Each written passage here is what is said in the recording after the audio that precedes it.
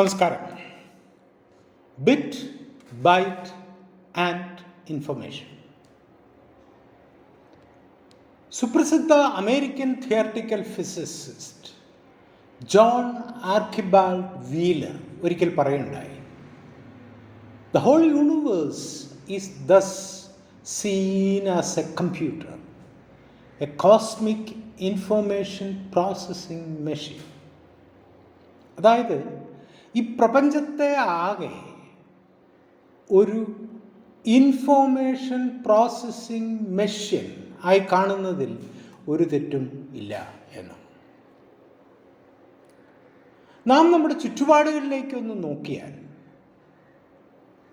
നമുക്ക് അവിടെയെല്ലാം ഒരു ക്രമം അഥവാ ഒരു ഓർഡർ ഉണ്ട് എന്ന് മനസ്സിലാവും. അല്ലെങ്കിൽ കോടിക്കണക്കിന് കൊല്ലങ്ങളായി നമ്മൾ പ്രകൃതിയിൽ നിന്നും ഊർജം സ്വീകരിച്ചുകൊണ്ട് ഒരു ക്രമമുണ്ടാക്കാൻ ശ്രമിക്കുന്നു എന്ന് കാണാൻ കഴിയും. അതിലും ആഴങ്ങളിലേക്ക് പോയാൽ ഈ പ്രപഞ്ചത്തിന് തന്നെ ഒരു ക്രമം അഥവാ ഒരു താളം ഉണ്ട് എന്ന് നാം മനസ്സിലാക്കുന്നു. ആ താളത്തെയാണ് നാം ഇൻഫോർമേഷൻ എന്ന് വിളിക്കുന്നത്. ഇൻഫോർമേഷൻ എന്ന ആശയം എന്താണ് എന്ന് കൃത്യമായി നിർവചിക്കാൻ മാത്രമല്ല, അത് മനസ്സിലാക്കാനും വളരെ സങ്കീർണമായ ഒന്നാണ്. പക്ഷേ ഇന്ന് സയൻസ് ഒരു കാര്യം മനസ്സിലാക്കിയിട്ടുണ്ട്. ഇൻഫോർമേഷൻ എന്നത് എന്തു തന്നെ ആകട്ടെ, അത് ഈ പ്രപഞ്ചത്തിൻ്റെ അടിസ്ഥാന ഘടനയിൽപ്പെട്ട ഒന്നാണ്. അങ്ങനെ സാമ്പത്തിക ശാസ്ത്രം ഒരു ഇൻഫോർമേഷൻ സയൻസായി മാറിക്കഴിഞ്ഞു. ചരിത്രം അഥവാ ഹിസ്റ്ററി ആ മാറ്റത്തിൻ്റെ വഴിയിലാണ്. രണ്ടാം ലോകമഹായുദ്ധത്തിന് ശേഷം, അതായത് ആറ്റത്തിൻ്റെ വിഘടനത്തിന് ശേഷം, ഫിസിക്സും അതായി മാറി. ഇൻഫോർമേഷൻ്റെ അടിസ്ഥാന കണികയായ ഒരു ബിറ്റ് കൂടുതൽ മൗലികമായ ഒരു കണികയായി മാറി. അമൂർത്തമായ കേവലമായ ഒന്ന്, ഒരു അബ്സ്ട്രാക്റ്റ് ഫണ്ടമെൻ്റൽ പാർട്ടിക്കിൾ, ഒരു ബൈനറി ഡിജിറ്റ്, ഒരു ഫ്ലിപ്പ് ഫ്ലോപ്പ്, ഒരു എസ് അല്ലെങ്കിൽ നോ, ഒരു ഓൺ അല്ലെങ്കിൽ ഓഫ്. ഒരു ജീവശരീരത്തിലെ അവയവങ്ങളെല്ലാം ഉജ്ജ്വലമായി നെയ്തെടുത്ത ഒരു ആശയവിനിമയ ശൃംഖലയിലെ കണ്ണികൾ മാത്രമാണ്. സംപ്രേഷണം നടത്തുകയും സ്വീകരിക്കുകയും കോഡിങ്ങും ഡീകോഡിങ്ങും ഒക്കെ നടത്തുന്ന ഒരു ശൃംഖല. പരിണാമ പ്രക്രിയ പോലും അനസ്യൂതമായ വിവര കൈമാറ്റത്തിൻ്റെ, അതായത് ആ സജീവ വസ്തുവും അതിൻ്റെ ചുറ്റുപാടുകളും തമ്മിലുള്ള വിവര കൈമാറ്റത്തിൻ്റെ ഒരു ഒഴുക്ക് മാത്രമായി മാറി. പ്രപഞ്ചമെന്ന കമ്പ്യൂട്ടർ എങ്ങനെയാണ് പ്രവർത്തിക്കുന്നത് എന്ന് നമുക്ക് കൃത്യമായി അറിയില്ല. എന്നാൽ നാം ഉപയോഗിക്കുന്ന കമ്പ്യൂട്ടർ അഥവാ ഇൻഫോർമേഷൻ പ്രോസസ്സിംഗ് മെഷീൻ, അതായത് മനുഷ്യൻ നിർമ്മിച്ച കമ്പ്യൂട്ടർ എങ്ങനെയാണ് പ്രവർത്തിക്കുന്നതെന്ന്, അഥവാ അത് എങ്ങനെയാണ് വസ്തുതകളോട് പ്രതികരിക്കുന്നതെന്ന് നമുക്ക് അറിയാം. അതേപ്പറ്റിയാണ് ഇന്നത്തെ പ്രഭാഷണം.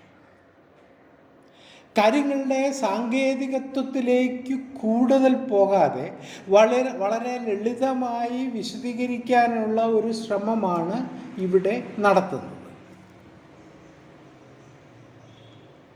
നിങ്ങളുടെ കയ്യിലിരിക്കുന്ന മൊബൈൽ ഫോൺ തുടങ്ങി ലോകത്തിലെ ഏറ്റവും വലിയ സൂപ്പർ കമ്പ്യൂട്ടർ വരെ അടിസ്ഥാനപരമായി വെറും ഒരു കണക്കുകൂട്ടൽ യന്ത്രമാണ് എന്ന് നമ്മളിൽ പലർക്കും അറിയാം. കണക്ക് കൂട്ടുക എന്ന് പറയുമ്പോൾ വെറും നമ്പർ അഥവാ എണ്ണത്തെ കൈകാര്യം ചെയ്യുന്നു എന്ന് സാരം. അടിസ്ഥാനപരമായി കറണ്ട് അല്ലെങ്കിൽ വോൾട്ടേജിൽ മാത്രം പ്രവർത്തിക്കുന്ന ഒരു ഉപകരണം എങ്ങനെയാണ് സംഖ്യകളെ കൈകാര്യം ചെയ്യുന്നത്? ഈ സംഖ്യ എന്ന് പറഞ്ഞാൽ തന്നെ എന്താണ്? നമുക്കത് ആദ്യമൊന്ന് പരിശോധിക്കാം. നമ്മുടെ മേശയിൽ ഒരു മാങ്ങ ഇരിക്കുന്നു എന്ന് സങ്കല്പിക്കുക. അപ്പോൾ അത് ഒരു മാങ്ങയാണ്. അതോടൊപ്പം വേറൊരു മാങ്ങ കൂടെ വെച്ചു എന്ന് സങ്കല്പിക്കുക. അപ്പോൾ അത് 2 മാങ്ങയായി. അങ്ങനെ നിങ്ങൾക്ക് എത്ര മാങ്ങ വേണമെങ്കിലും അവിടെ വയ്ക്കാം. 5 എണ്ണം വെച്ചാൽ അത് 5 മാങ്ങയാണ്. പക്ഷേ അതിൻ്റെ കൂടെ നിങ്ങളൊരു ആപ്പിൾ വെച്ച് നോക്കുക എന്ന് കരുതുക. അപ്പോൾ അപ്പോഴും അത് 6 എണ്ണമാകും. പക്ഷെ 6 മാങ്ങ എന്ന് പറയാൻ പറ്റില്ല. കാരണം മാങ്ങ അല്ലാത്ത മറ്റൊന്ന് അതോടൊപ്പം ചേർന്നു. എങ്കിലും എണ്ണം കൂടി എന്ന് കാണാം. അപ്പോൾ എണ്ണം എന്നത് വസ്തുക്കളോട് ബന്ധപ്പെട്ടതല്ല എന്ന് സാരം. ഒരു വസ്തുവിനെയും കൂടാതെ നിങ്ങൾക്ക് എത്ര വേണമെങ്കിലും എണ്ണാൻ കഴിയും. ഒന്നിൻ്റെ കൂടെ ഒന്ന് കൂട്ടിയും ഒന്ന് കുറച്ചും എണ്ണാം. അതായത് മുൻപോട്ട് പുറകോട്ട്. അങ്ങനെ പുറകോട്ട് പോയാൽ എവിടെയെങ്കിലും ഒന്നുമില്ലാത്ത ശൂന്യമായ ഒരിടത്ത് എത്തും. അതാണ് 0. ഗണിതശാസ്ത്രത്തിലെ ഏറ്റവും വലിയ കണ്ടുപിടുത്തമെന്ന് വേണമെങ്കിൽ ഈ 0ത്തെ നമുക്ക് വിളിക്കാം. അതായത് സംഖ്യകൾ കിടക്കുന്നത് 0ന് ഇരുവശത്തും ആണ് എന്ന് സാരം. നമ്മുടെ ജീവിതത്തിലെ എല്ലാ മേഖലകളിലും ഈ സംഖ്യകൾ വരും. സംഖ്യകളില്ലാത്ത ഒരു ലോകത്തെപ്പറ്റി നമുക്ക് സങ്കല്പിക്കാൻ പോലും കഴിയില്ല. സങ്കല്പിക്കുക മാത്രമല്ല, നാം ലോകത്തെ മനസ്സിലാക്കുന്നതും അനുഭവിക്കുന്നത് പോലും ഒരു അളവിനുള്ളിലാണ്. ആ അളവാകട്ടെ സംഖ്യകളാണ് താനും. എന്നാൽ സംഖ്യകൾ എന്നാൽ എന്താണ് എന്ന് വിശദീകരിക്കുക എന്നത് തികച്ചും ബുദ്ധിമുട്ട് നിറഞ്ഞ ഒരു കാര്യമാണ്. പൈതഗോറസ്, പ്ലേറ്റോ തുടങ്ങി ബെർട്രാൻഡ് റസ്സൽ വരെയുള്ള ചിന്തകർ നിരവധി അഭിപ്രായങ്ങൾ ഇതേപ്പറ്റി മുന്നോട്ട് വെച്ചിട്ടുണ്ടെങ്കിലും ഇന്നും തൃപ്തികരമായൊരു വിശദീകരണം ഇതേപ്പറ്റി ഉണ്ടായിട്ടില്ല എന്നതാണ് വാസ്തവം. പ്ലേറ്റോയെ സംബന്ധിച്ചിടത്തോളം ഇത് സ്ഥലകാലങ്ങൾക്കും വെളിയിൽ മനുഷ്യ മനസ്സിനും അപ്പുറത്ത് നിൽക്കുന്ന അമൂർത്തമായ വസ്തുക്കൾ, അബ്സ്ട്രാക്റ്റ് ഓബ്ജക്ട്സ് ആണ്. ഇവയാണ് ഈ ലോകത്തിൻ്റെ നിർമ്മിതിക്ക് തന്നെ കാരണം. ഇതാണ് പ്ലേറ്റോണിക് ലോകം എന്ന് പറയുന്നത്. എന്നാൽ ഇതിനെ ദ ക്വൈനിൻ-പുട്നം ഇൻഡിസ്പെൻസിബിലിറ്റി ആർഗ്യുമെന്റ് എന്നറിയപ്പെടുന്ന ഒരു വാദം വില്യാർഡ് ക്വൈനിൻ, ഹിലാരി പുട്നം എന്നിവർ മുന്നോട്ട് വെച്ചിട്ടുണ്ട്.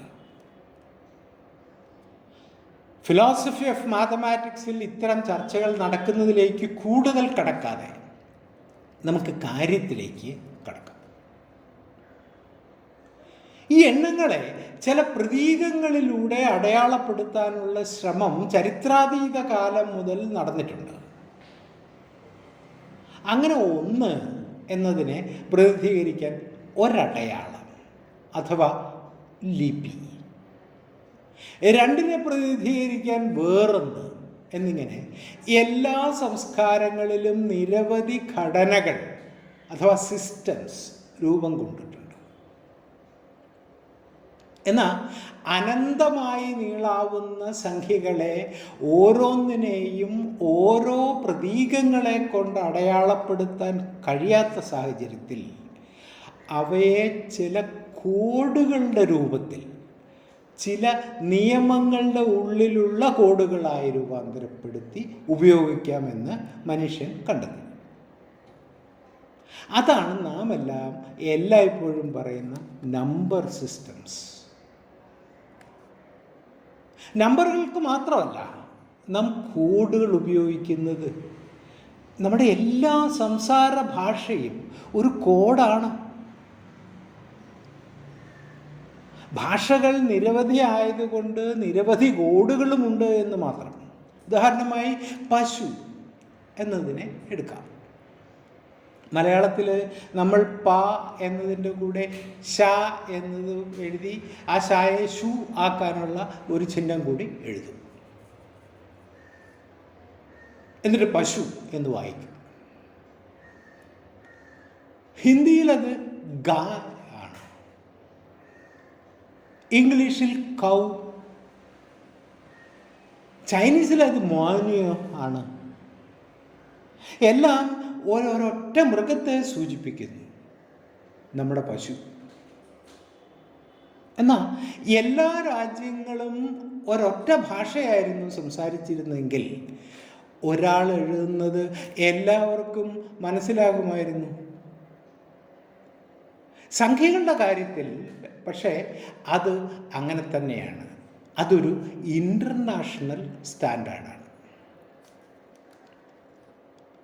നാം സാധാരണ ഉപയോഗിക്കുന്ന നമ്പർ സിസ്റ്റം ദശാംശ സംഖ്യ എന്ന് പറയും, അഥവാ ഡെസിമൽ സിസ്റ്റം. ഈ സിസ്റ്റത്തിൽ 10 അക്കങ്ങൾ ഉള്ളത് കൊണ്ടാണ് അതിനെ ദശാംശ സംഖ്യ എന്ന് വിളിക്കുന്നത്. മനുഷ്യൻ്റെ 2 കൈയിലും കൂടി 10 വിരലുകൾ ഉള്ളത് കൊണ്ടാണ് ഒരു പക്ഷേ ഈ 10 എന്നത് വന്നത് എന്ന ഒരു ആർഗ്യുമെൻ്റ് നിലനിൽക്കുന്നുണ്ട്. എങ്കിലും ഇവിടെ നമ്മൾ നോക്കിയാൽ ഇത് 0 മുതൽ 9 വരെയുള്ള അക്കങ്ങൾ കൊണ്ട് എത്ര വലിയ സംഖ്യയും എഴുതാം എന്നതാണ് ഈ കോഡിങ്ങിൻ്റെ ഒരു പ്രത്യേകത. വലത്തു നിന്നും ഇടത്തോട്ടാണ് ഇതിൻ്റെ വില മാറുന്നത്. ഏറ്റവും വലത്തെ അറ്റം ഒറ്റയുടെ സ്ഥാനമാണ്. അടുത്തത് 10ൻ്റെ, പിന്നെ 100ൻ്റെ, അങ്ങനെ 10ൻ്റെ ഗുണിതങ്ങളായി മാറിക്കൊണ്ടിരിക്കും. 0 മുതൽ 9 വരെ എഴുതി കഴിഞ്ഞാൽ ആ സ്ഥാനം, ആദ്യത്തെ സ്ഥാനം 0 ഇടത്തോട്ട് ഒരു സ്ഥാനം മാറ്റി 1 മുതൽ വീണ്ടും തുടങ്ങും. അത് 10ൻ്റെ സ്ഥാനമാണ്. അങ്ങനെ 19 വരെ, അതായത് 9 വരെ എത്തുമ്പോൾ, 0 മുതൽ 9 വരെ എത്തുമ്പോൾ ഒറ്റയുടെ സ്ഥാനം വീണ്ടും 0 ആക്കി 10ൻ്റെ സ്ഥാനം 2 ആക്കി മാറ്റും, 20. അങ്ങനെ 10ൻ്റെ സ്ഥാനം 9 വരെ എത്തുമ്പോൾ ഒറ്റയുടെ സ്ഥാനവും 9 വരെ എത്തുമ്പോൾ, അതായത് 99 വരെ എത്തുമ്പോൾ ഈ 2 സ്ഥാനങ്ങളും 0 ആക്കി ഇടത്തോട്ട് ഒരു സ്ഥാനം മാറ്റി 1ൽ തുടങ്ങും. അത് 100ൻ്റെ സ്ഥാനമാണ്. അങ്ങനെ സ്ഥാനം അനുസരിച്ച് വില മാറിക്കൊണ്ടിരിക്കും. 10 അക്കങ്ങളെ എവിടെ എഴുതുന്നു എന്നനുസരിച്ച് സംഖ്യയുടെ വില കൂടിക്കൊണ്ടിരിക്കും എന്ന് സാരം. ഇതിത്രയും വിശദമായി പറഞ്ഞത് ഏറ്റവും കുറഞ്ഞ അക്കം അഥവാ ഡിജിറ്റുകൾ കൊണ്ട് നമുക്ക് എത്ര വലിയ സംഖ്യയെയും നേരത്തെ പറഞ്ഞ കോഡിംഗ് സമ്പ്രദായത്തിലൂടെ എഴുതാൻ കഴിയും എന്ന് കാണിക്കാനാണ്. ഇതുപോലെ നിരവധി സമ്പ്രദായങ്ങളുണ്ട്. 8 അടിസ്ഥാനമാക്കിയ ഒക്ടൽ നമ്പേഴ്സ്, 16 അടിസ്ഥാനമാക്കിയ ഹെക്സാഡെസിമൽ, അതായത് 0 മുതൽ 9 വരെയും 10 മുതൽ പിന്നെ A B C D E F വരെ. ഇതാണ് ഹെക്സാഡെസിമൽ നമ്പേഴ്സ്. ഇങ്ങനെ നിരവധി സിസ്റ്റംസ് ഉണ്ട്. പക്ഷേ ഈ കോഡ് നമ്പേഴ്സ് ഒന്നും ഒരു ഡിജിറ്റൽ കമ്പ്യൂട്ടറിന് മനസ്സിലാകില്ല. കാരണം അതിന് മനസ്സിലാക്കാൻ കഴിയുന്നത് രണ്ട് അവസ്ഥകൾ മാത്രമേ ഉള്ളൂ. അതായത് ഒരിടത്ത് കറണ്ട് ഉണ്ട് അല്ലെങ്കിൽ കറണ്ട് ഇല്ല. അതായത് ഓൺ അല്ലെങ്കിൽ ഓഫ്. അപ്പോൾ നമ്മുടെ മുമ്പിൽ ഒറ്റ മാർഗമേ അവശേഷിക്കുന്നുള്ളൂ. കറണ്ട് ഇല്ല എന്നതിനെ 0 എന്നും ഉണ്ട് എന്നതിനെ 1 എന്ന് കണക്കാക്കണം. അതായത് ഈ നമ്പർ സിസ്റ്റത്തിൽ 2 ഡിജിറ്റ് മാത്രമേ ഉള്ളൂ എന്ന് സാരം. അതായത് 0 1. ഇങ്ങനെ 2 ഡിജിറ്റുകൾ കൊണ്ട് എല്ലാം റെപ്രസെൻ്റ് ചെയ്യുന്ന സിസ്റ്റമാണ് ബൈനറി സിസ്റ്റം എന്ന് പറയുന്നത്. ഈ 1-നെ അല്ലെങ്കിൽ 0-ത്തെയാണ് നാം ബിറ്റ് എന്ന് വിളിക്കുന്നത്. അതായത് ഒരു ബിറ്റിൻ്റെ വില ഒന്നുകിൽ 0 അല്ലെങ്കിൽ 1 ആയിരിക്കും എന്ന് സാരം. അതായത് നാം മുമ്പ് പറഞ്ഞ ഡെസിമൽ സിസ്റ്റമിൽ ബേസ് 10 ആണെങ്കിൽ ബൈനറിയിൽ ബേസ് 2 ആണ് എന്ന് സാരം. അപ്പോൾ 0 1 എന്നെഴുതി കഴിഞ്ഞ്, അതായത് എനിക്ക് 1 2 3 4 എന്നിങ്ങനെ എഴുതി പോകണം. അങ്ങനെ എഴുതാൻ ബൈനറിയിൽ ഞാൻ 0 എഴുതി 1 എഴുതി. ഇനി അടുത്ത് എന്തെഴുതും? 2 എന്ന് എഴുതാൻ ഇവിടെ ലിപിയില്ല. 0 1 മാത്രമേ ഉള്ളൂ. ഇവിടെ ആ 2 ഡിജിറ്റുകൾ മാത്രമേ ഉള്ളൂ. അപ്പോൾ 2 മുതൽ എങ്ങനെ എഴുതും? 0 1 വെച്ച് എല്ലാം എഴുതണം എന്ന് നമ്മൾ മറക്കാൻ പാടില്ല. ഇവിടെയും എഴുതുന്നത് വലത്ത് നിന്നും ഇടത്തേക്ക് തന്നെയാണ്. 0-ന് ഇടത്ത് വശത്ത് 1 ഇട്ടാൽ ഡെസിമൽ സിസ്റ്റത്തിൽ അത് 10 ആണെങ്കിൽ ഇവിടെ അത് 2 ആണ്. അതായത് 1 0 എന്ന് ബൈനറിയിൽ പറഞ്ഞാൽ അത് 2 ആണ്. അങ്ങനെ ഇടുന്ന ഓരോ 1-ൻ്റെയും വില 2 4 8 16 32 64 128 എന്നിങ്ങനെ കൂടിക്കൂടി വന്നുകൊണ്ടിരിക്കും.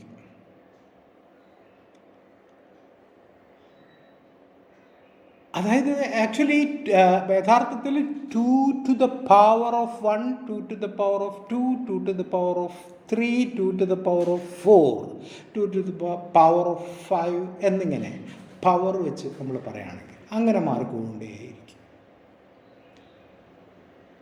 ഇനി കുറച്ചുകൂടെ നമുക്ക് സിമ്പിളായിട്ട് മനസ്സിലാക്കണമെങ്കിൽ 8 കമ്പികൾ വലിച്ചു കിട്ടിയിരിക്കുന്നു എന്ന് സങ്കല്പിക്കുക. അതിലേറ്റവും ഇടതുവശത്തുള്ള കമ്പിയിൽ മാത്രം ഏറ്റവും ഉള്ള വലത്തുനിന്ന് നോക്കിയാൽ ഏറ്റവും ഇടതുവശത്തുള്ള കമ്പിയിൽ മാത്രം കറണ്ട് ഉണ്ടാകുകയും ബാക്കി 7 കമ്പികളിൽ കറണ്ട് ഇല്ലാതിരിക്കുകയും ചെയ്താൽ, അല്ലെങ്കിൽ അതിൻ്റെ ഏറ്റവും ഇടതുവശത്തുള്ള ബിറ്റ്, ഇതിനെയാണ് MSB എന്ന് പറയുന്നത്, മോസ്റ്റ് സിഗ്നിഫിക്കൻറ്റ് ബിറ്റ് എന്ന് പറയുന്നത്. ബാക്കിയെല്ലാം 0 ആണെങ്കിൽ അതിൻ്റെ വാല്യൂ 128 ആണ് എന്ന് സാരം. അതായത് 8 ബിറ്റുകൾ കൊണ്ട് നമുക്ക് 0 മുതൽ 255 വരെ ആകെ 256 കോമ്പിനേഷൻസ്, അതായത് എല്ലാ ബിറ്റുകളും 0 മുതൽ എല്ലാ ബിറ്റുകൾ 1 വരെ ഒന്നാക്കി നോക്കിയാൽ 256 കോമ്പിനേഷൻസ് ഉണ്ടാക്കാം എന്ന് സാരം. ഇങ്ങനെയുള്ള ഈ 8 ബിറ്റുകളെയാണ് നാം സാധാരണ ഒരു ബൈറ്റ് എന്ന് വിളിക്കുന്നത്. യഥാർത്ഥ കമ്പ്യൂട്ടറിലേക്ക് വരുമ്പോൾ 8 കമ്പികൾ എന്ന് നാം മുൻപ് പറഞ്ഞത് 8 ഫ്ലിപ്പ് ഫ്ലോപ്പുകളായി മനസ്സിലാക്കണം. ഒന്നുകിൽ 0 അല്ലെങ്കിൽ 1 എന്ന് മാത്രം വഹിക്കാൻ കഴിവുള്ള ഒരു മെമ്മറി ഡിവൈസാണ് ഫ്ലിപ്പ് ഫ്ലോപ്പ്. ഇങ്ങനെ 8 ഫ്ലിപ്പ് ഫ്ലോപ്പുകൾ നിരത്തി വച്ചിരിക്കുന്നതാണ് ഒരു 8 ബിറ്റ് രജിസ്റ്റർ എന്ന് കമ്പ്യൂട്ടറിൽ പറയുന്നത്. കമ്പ്യൂട്ടറിനകത്ത് രജിസ്റ്റേഴ്സാണ്, ഇത്ര ബിറ്റുള്ള രജിസ്റ്റേഴ്സ് എന്നാണ് വിളിക്കുന്നത്.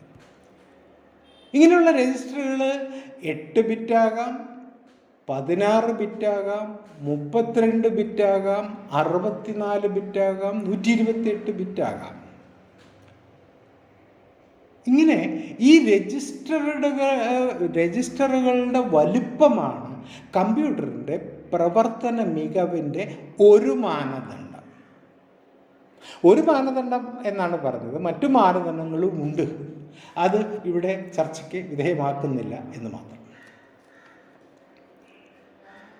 ഇത്രയായാൽ ഒരു കമ്പ്യൂട്ടറിന് ഒരു ബൈനറി സംഖ്യ എത്രയാണ് എന്ന് മനസ്സിലാക്കാൻ കഴിയും എന്നേ ആയിട്ടുള്ളൂ. ആ സംഖ്യ കൊണ്ട് എന്താണ് ഉദ്ദേശിക്കുന്നത് എന്ന് കൂടി മനസ്സിലാക്കണം. അതായത് ആ സംഖ്യ കൊണ്ട് എന്താണ് ചെയ്യേണ്ടതെന്ന് മനസ്സിലാക്കണം എന്ന് സാരം. അതിനു വേണ്ട നിർദ്ദേശങ്ങൾ കൊടുക്കണം. അത്തരം നിർദ്ദേശങ്ങളും ഒരു സെറ്റ് കോഡുകൾ തന്നെയാണ്. ഈ കോഡുകൾ ഓരോ കമ്പ്യൂട്ടറിനും വ്യത്യസ്തമാണ്. അതായത് കമ്പ്യൂട്ടർ എന്ന് പറയുമ്പോൾ കമ്പ്യൂട്ടറിൻ്റെ കേന്ദ്രഭാഗമായ മൈക്രോ പ്രോസസ്സർ അല്ലെ മൈക്രോ കൺട്രോളർ എന്ന് മനസ്സിലാക്കണം. അതിനെയാണ് ഇൻസ്ട്രക്ഷൻ സെറ്റ് എന്ന് പറയുന്നത്. അടിസ്ഥാനപരമായി ഈ ഇൻസ്ട്രക്ഷൻ സെറ്റ് ഉപയോഗിച്ചാണ് കമ്പ്യൂട്ടർ പ്രവർത്തിക്കാനുള്ള നിർദ്ദേശങ്ങൾ കൊടുക്കുന്നത്. അതാണ് പ്രോഗ്രാം എന്ന് പറയുന്നത്. മനുഷ്യ ഭാഷയുമായി അടുത്ത് നിൽക്കുന്ന ചില ഭാഷയിലും പ്രോഗ്രാം എഴുതാം. അതിനെ അതാതിൻ്റെ ഇൻസ്ട്രക്ഷൻ സെറ്റായി ആദ്യം ഡീകോഡ് ചെയ്യണം, വീണ്ടും ബൈനറി ആയിട്ട് മാറ്റി ഡീകോഡ് ചെയ്ത് നടപ്പാക്കണം. ഏറ്റവും ലളിതമായ ഒരു ഉദാഹരണം പറഞ്ഞാൽ ആഡ് ബി, ADD B എന്നൊരു ഇൻസ്ട്രക്ഷനുണ്ട്. അത് വളരെ പഴയ ഒരു 8085 എന്ന് പറയുന്ന ഒരു മൈക്രോ പ്രോസസ്സറിൻ്റെ ഒരു ഇൻസ്ട്രക്ഷൻ ആണ്. അതിൻ്റെ ഇൻസ്ട്രക്ഷൻ സെറ്റിലുള്ള ഒരു ഇൻസ്ട്രക്ഷനാണ് ആഡ് ബി. ആ നിർദ്ദേശം കിട്ടിയാൽ കമ്പ്യൂട്ടർ അതിനുള്ളിലെ A എന്ന രജിസ്റ്ററിൽ കിടക്കുന്ന സംഖ്യയും B എന്ന രജിസ്റ്ററിൽ കിടക്കുന്ന സംഖ്യയും തമ്മിൽ കൂട്ടി റിസൾട്ട് A എന്ന രജിസ്റ്ററിൽ സ്റ്റോർ ചെയ്യും. ഇങ്ങനെയാണ് ഒരു ഇൻസ്ട്രക്ഷൻ്റെ ഒരു ഇൻസ്ട്രക്ഷൻ എക്സിക്യൂട്ട് ചെയ്യുന്നത് ഇങ്ങനെയാണ്. പക്ഷേ ഇതിന് അപ്പുറത്തേക്ക് വേറെ ഒത്തിരി കാര്യങ്ങൾ നടക്കണം. ഈ ഇൻസ്ട്രക്ഷൻ ഫെച്ച് ചെയ്യുക എന്ന് പറയും. ഇൻസ്ട്രക്ഷൻ മെമ്മറിയിൽ നിന്ന് എടുത്തുകൊണ്ട് വരണം, അതിനെ ഡീകോഡ് ചെയ്യണം, ആ ഡീകോഡിൻ്റെ അർത്ഥം മനസ്സിലാക്കി എയിലും ബിയും കൂടെ ആഡ് ചെയ്യണം, എയിലേക്ക് റിസൾട്ട് ഇടണം. ഇത്രയും കാര്യങ്ങൾ നടക്കുന്നുണ്ട്. അത് ആ കോംപ്ലിക്കേഷനിലേക്കൊന്നും ഞാൻ കടക്കാതെ വളരെ ചുരുക്കി പറഞ്ഞതാണിത്. അല്പം സങ്കീർണമായ ഒരു ഉദാഹരണം കൂടി എടുക്കാം. നമ്മളെല്ലാം ഗൂഗിൾ അസിസ്റ്റൻ്റ് ഇട്ട് കാർ ഡ്രൈവ് ചെയ്തിട്ടുണ്ടാവും. നമ്മൾ ആദ്യമായാണ് ആ വഴിയിൽ കൂടെ പോകുന്നതെങ്കിലും നമ്മുടെ ഫോൺ നമുക്ക് കൃത്യമായി വഴി പറഞ്ഞു തരും. ഗൂഗിളൊക്കെ വരുന്നതിന് മുമ്പ് ഒരുപക്ഷെ നമ്മൾ ഇങ്ങനെ അപരിചിതമായ ഒരു സ്ഥലത്തുകൂടെ പോകുമ്പോൾ നമ്മുടെ അടുത്തിരുന്ന് ഒരു സുഹൃത്ത് വഴി പറഞ്ഞ് തന്നിട്ടുണ്ടാവും. ഇത് രണ്ടും തമ്മിലുള്ള വ്യത്യാസം എന്താണ്? ഗൂഗിൾ അസിസ്റ്റൻ്റ് പറയുന്നതും നമ്മുടെ സുഹൃത്തിരുന്ന് പറയുന്നതും തമ്മിലുള്ള വ്യത്യാസം. നമ്മുടെ അടുത്തിരുന്ന് വഴി പറഞ്ഞു തരുന്ന സുഹൃത്ത്, ആ സുഹൃത്തിനറിയാം നാം എവിടെ നിന്നും എവിടേക്കാണ് പോകുന്നത് എന്ന്. അയാൾ ഒരുപക്ഷെ നമ്മൾ പറഞ്ഞിട്ടുണ്ടാകാം, അല്ലെങ്കിൽ അയാൾ തന്നെ തീരുമാനിച്ചതാകാം എങ്ങോട്ടേലും പോകണം, എങ്ങോട്ടാണ് പോകേണ്ടത് എന്ന്. അതെങ്ങനെയാണെങ്കിലും അയാൾക്കറിയാം. അതുമാതിരി തന്നെ അയാൾ മുമ്പ് ആ വഴിയിൽ പോയിട്ടും ഉണ്ടാവും. അതുകൊണ്ട് അയാൾക്ക് ആ വഴി നന്നായി അറിയാം. അങ്ങനെ അയാൾ നമുക്ക് പറഞ്ഞു തരും നാം എവിടെ നിന്ന് വലത്തോട്ട് തിരിയണം, അല്ലെങ്കിൽ എവിടെ നിന്ന് ഇടത്തോട്ട് തിരിയണം, എവിടെ നിന്ന് നേരെ പോകണം എന്നൊക്കെയുള്ള കാര്യങ്ങൾ അയാൾ നമ്മുടെ അടുത്തിരുന്ന് പറഞ്ഞു തരും. ഗൂഗിളിലും നമ്മൾ ഏതാണ്ട് ഇതൊക്കെയാണ് ചെയ്യുന്നത്. നമ്മുടെ സ്റ്റാർട്ടിംഗ് പോയിൻ്റ് ഏതാണ് എന്ന് നാം അടയാളപ്പെടുത്തും. അതുപോലെ നമ്മുടെ ലക്ഷ്യസ്ഥാനവും നമ്മുടെ ഡെസ്റ്റിനേഷൻ ഏതാണെന്നും അടയാളപ്പെടുത്തും.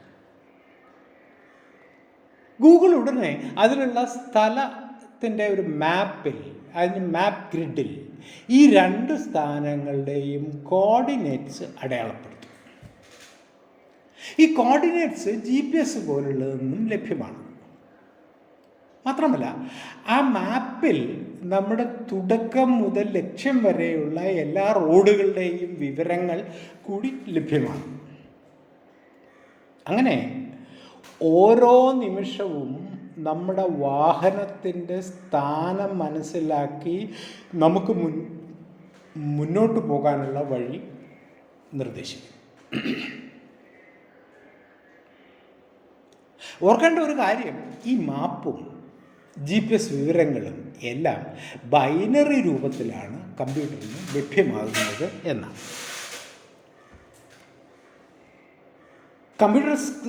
കമ്പ്യൂട്ടർ സ്ക്രീനിൽ ആൽഫബറ്റ്സും സംഖ്യകളും കാണിക്കുന്നതും മറ്റൊരു കോഡിംഗ് സമ്പ്രദായത്തിലാണ്.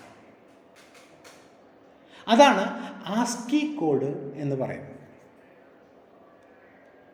1967 പ്രസിദ്ധീകരിച്ച ഇത് 7 ബിറ്റ് അടയാളപ്പെടുത്തിയ ഒരു കോഡിംഗ് സമ്പ്രദായമാണ്. അതുകൊണ്ട് പരമാവധി 128 ക്യാരക്ടേഴ്സ് മാത്രമേ ഇതിൽ കാണിക്കാൻ കഴിയൂ. പ്രധാനമായും ഇംഗ്ലീഷ് ഭാഷയായിരുന്നു അതിൽ ലക്ഷ്യമിട്ടത്. പിന്നീട് ലോകത്തിലെ മറ്റുള്ള ഭാഷകൾ കൂടി ഉൾപ്പെടുത്തേണ്ട ആവശ്യകത വന്നപ്പോൾ അതിനെ പുതുക്കി. അതാണ് യൂണിക്കോഡ് എന്ന് പറയുന്നത്. അതിൻ്റെ സാങ്കേതികത്വത്തിലേക്കൊന്നും ഇപ്പോൾ കടക്കുന്നില്ല. അതുപോലെ നിങ്ങൾ സ്ക്രീനിൽ ഒരു പിക്ചർ കാണുമ്പോൾ, ഒരു പടം കാണുമ്പോൾ, ഉദാഹരണത്തിന് നിങ്ങൾ ജുറാസിക് പാർക്ക് എന്ന സിനിമ കാണുന്നു എന്നിരിക്കട്ടെ. അതിൽ നിങ്ങൾ കാണുന്ന ദിനോസർ നിങ്ങൾക്ക് ദിനോസറാണ്, പക്ഷേ കമ്പ്യൂട്ടറിനോ? ആ സ്ക്രീനിലെ ചില ഭാഗങ്ങളിലുള്ള പിക്സൽസ് പല അളവിൽ പല നിറങ്ങളുടെ വ്യത്യാസം വരുത്തുകയും അതിൻ്റെ തെളിമ കൂട്ടുകയും കുറയ്ക്കുകയും ചെയ്യുക മാത്രമാണ് അവിടെ നടക്കുന്നത്.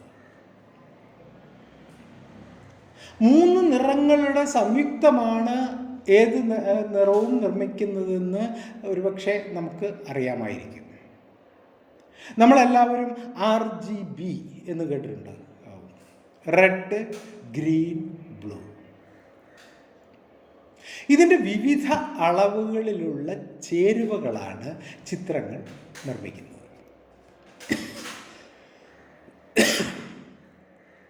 ഓരോ കളറും 8 ബിറ്റ് കൊണ്ട് റെപ്രസെൻ്റ് ചെയ്യുന്നു. അതായത് ബൈനറി 000000 അങ്ങനെ 8 0 മുതൽ ബൈനറി 1111 വരെയുള്ള, അങ്ങനെ 8 1 വരെയുള്ള ഒരു ഒരു ബൈറ്റ്, അല്ലെങ്കിൽ ഹെക്സാഡെസിമൽ 002FF എന്നും പറയാം.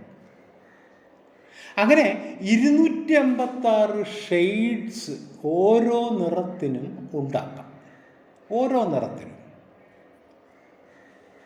അങ്ങനെ നോക്കിയാൽ 256 ഇൻറ്റു 256 ഇൻറ്റു 256 ഇത്രയും നിറങ്ങൾ മൊത്തത്തിൽ നിർമ്മിക്കാൻ കഴിയും എന്ന് സാരം. കോടിക്കണക്കിന് വരും.